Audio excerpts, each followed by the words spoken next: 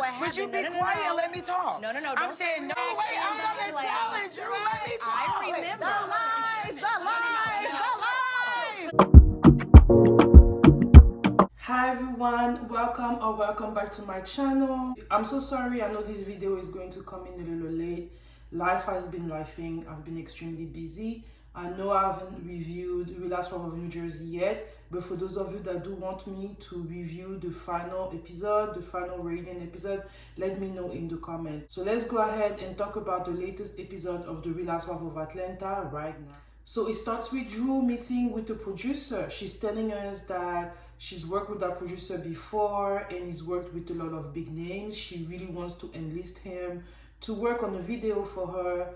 So for a latest song that came out, she said it has like 30,000 views or like streaming on internet, and she really want to capitalize on it. And a part of me is like, okay, that's good for you. So they're talking about what she's trying to do, and he's telling her that, you know, her husband is going to really need to like coming in looking really good if he wants to appear on the video. And a part of me is like, in 2023, first of all, those people still watch music videos like that? And then why is it a thing for a husband body to be a certain way? Like, we're in 2023, we like us some chubby puppy if needed. Like, you don't gotta look perfect. Let me know what you think of that in the comment. So Drew is not sure if her husband is going to like it because he really wants to be part of the video. He really wants to be part of whatever she's doing.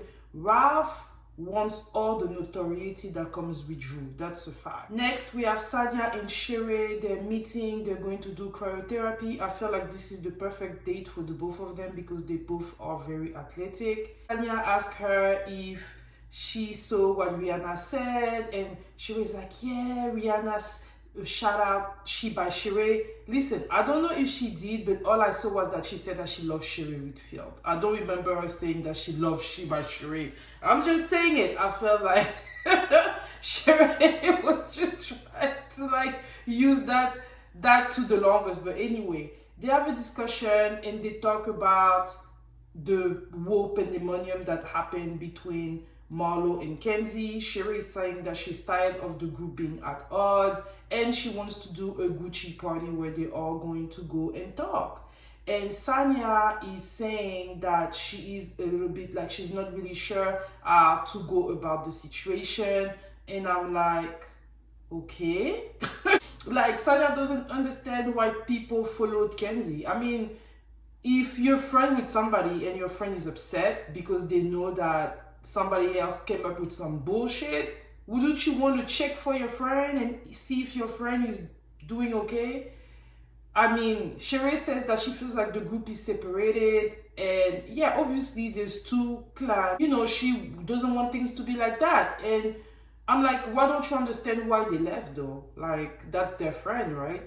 They wanted to leave because Kenzie left, and it's just is what it is. I don't see a big deal out of it. Maybe they feel like because at the end of the day this is work, the other ladies could have come back. I agree with that, but at least one of them probably would have left with her, or maybe they just felt like the mood was messed up. I don't know. Let me all know what you think in the comment. Do you think that the other ladies were wrong for living with Kenzie or not? Next, we have Miss Marlo coming in, and one thing about Miss Marlo, she is one sexy ass lady. She is beautiful. She's meeting with Courtney to do a couple of things. She wants to say thank you to Courtney for all the support that she's been giving her, and then she just wants to apologize for the mess that she did during the event. So yeah, so Courtney's in. Marlo and Courtney definitely get along really well, but then a part of me is like, Courtney don't want to fight with anybody anyway outside of Kenzie, I guess, because she went for the big dog. We understand that strategy.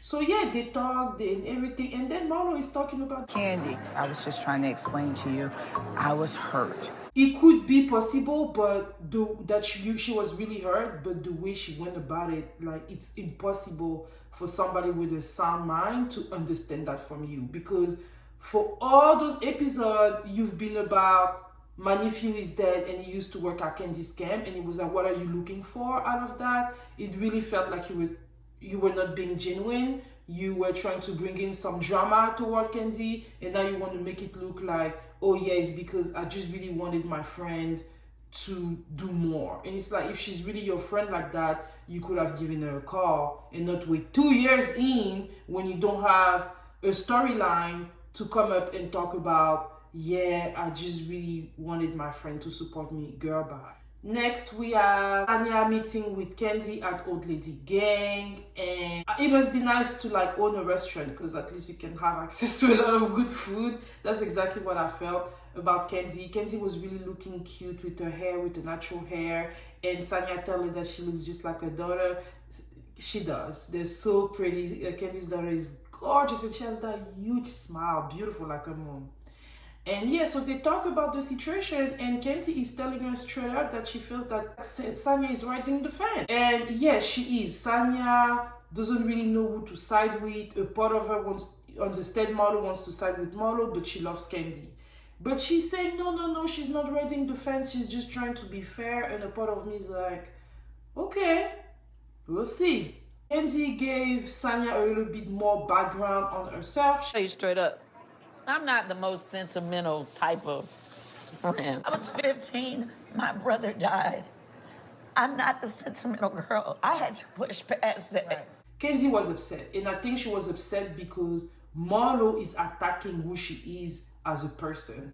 Marlo might think, yeah, that's for the show, and Candy is like, no, you're going too far, because at the end of the day, your nephew died, and you're trying to make it look like it's my fault, or I have something with it, or I could have done more. And it's upsetting her, and I understand that. So yeah, when she's explaining that, she's tearing up. Sanya feels for her. We can see that Sanya is also crying. Situation, but what's going on is that they're all going for the big dog, and the big dog is Candy. Next, we have Drew and her husband. She is doing a video and she's dancing. She got to move and everything. And then we have her husband coming in, and they have an announcement for him. He can be the producer now because the actual producer has something else and he got double booked, so her husband can be. And I'm like, what? You only need to show that to us on camera? Probably got some drama in the back. Ralph was probably like, it's me and nobody else. And that producer was like, I don't want that drama. You only need to tell him all that in front of the camera.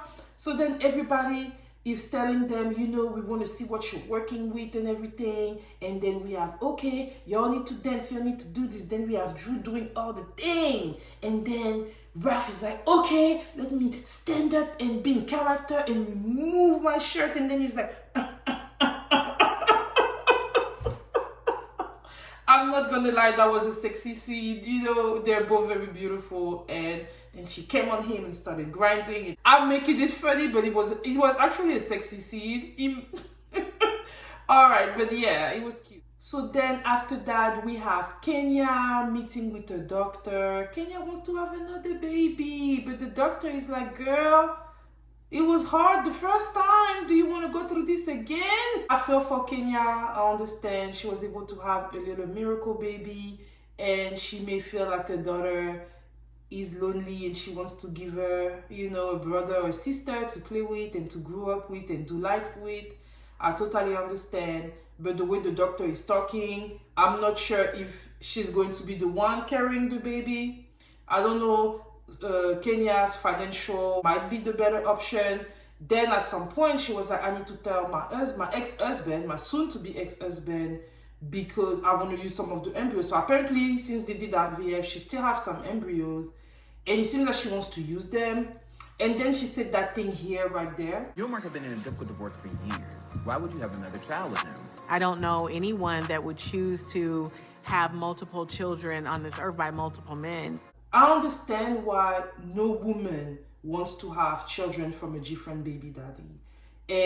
But at the end of the day, girl, you gotta do what's best for you. It's not about having several children from a different baby daddy. It's about being with the right man for you. If I know I'm already in a terrible relationship or situationship and we have one child, I'm not gonna go and have a second child, especially if we're not together. I do understand that Kenya's situation is different.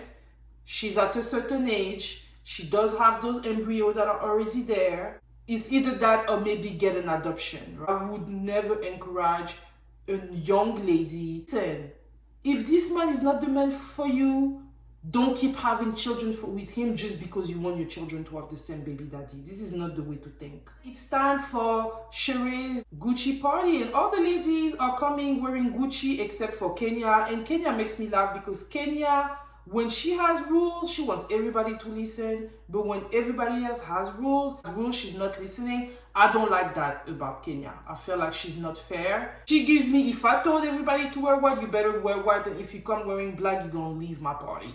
And they all came in, and of course Kenzie is on the fence because of everything that happened with Marlo, and she's not effing with her, right? Sheree had a little moment, and I mean, the comedy was going really well. Like, she really was on her actress bag because she even had some tears talking about she's so sad about them not being close that much. And I'm like, child, okay. I see the tears. Sheree actually really believed Sheree was genuine. Marlo wanted to, like, at some point talk to Kenzie, and Kenzie's over it. She's like, I'm done with you. Candy. Okay, finish what you were saying. I can't do it with them. Can you stand right here? No, let her just stand up and me and her talk. I just don't need y'all talk. Right? I'm done with you. Marlo is like, I wanted you to do this for me and buy me flower. And Kenzie was like, F your flowers. And I'm like, I get it. You know what I mean? Because you did the most, and now you want to come in correct, trying to explain why you were acting the way you were acting. And Kenzie's not here for it. She's not here for it. And Kenya was not playing with Marlo, insulting her, going low. Someone like you if you're constantly attacking somebody. Absolutely. And being evil. Marlo can go low, and Kenya sees right through her. So Kenya is not, letting her off the hook. And then Sanya interferes, trying to explain. I'm like, Sanya, shut up. You said you're not riding the fence. You said you're trying to be fair. I wish you stayed quiet, but I will play the devil advocate. Kenzie has been letting people talk for her, and now that Sanya wants to do it for Marlo, she has a problem with it. I'm literally playing devil's advocate here. I'm not saying I am for Sanya talking for Marlo or anything like that, but facts are facts. Kenya, when she speaks for Kenzie is okay with it. Nobody says nothing. But then when Sanya wants to interfere and speak for Marlo, Kenzie doesn't like it. You know what I mean? I just wanted to point that out because, and I'm just playing devil's advocate because at the end of the day, I am definitely Team Kenzie on this. I'm being honest. I feel like Marlo pushed the limits, and that was not necessary. So yeah, so Kenya was like, ba on Marlo, and Marlo, she got tired, so she left because she knew she was going to probably go violent, and she doesn't want us to see that on TV. So when they're outside, Sheree looked for her and everything, and she's telling her, you need to come back, and she's like, no, Kenya is going too far, she's doing the most and everything. She get me so upset. She does come back, and eventually they continue to go back and forth, and Sheree's like, I think I did a good job, Sheree. You did what you could. There's definitely no resolution. Kenzie is done with Marlo. Marlo knows it, and that's going to be difficult for her to even have a scene with Kenzie if Kenzie is not trying to go back and forth with her, right? I don't think that Marlo played her card right, and now she's understanding it. I think now she's understanding that she didn't play her card right, and she's trying to do damage control. But it's probably not going to work because Kenzie, Drew, and Kenya see right through you and your game. So yeah, y'all, that was my review of the episode. Let me know what you think about it. Drop, what you think in the comment. I want us to go back and forth. And if you want me to review the last episode of The Real Housewives of New Jersey, let me all know and I will oblige. On this note, if you're new here, hey, welcome, and I invite you to. And for those of you that have been here with me, supporting me, thank you all so much, and I will see you all later. Bye.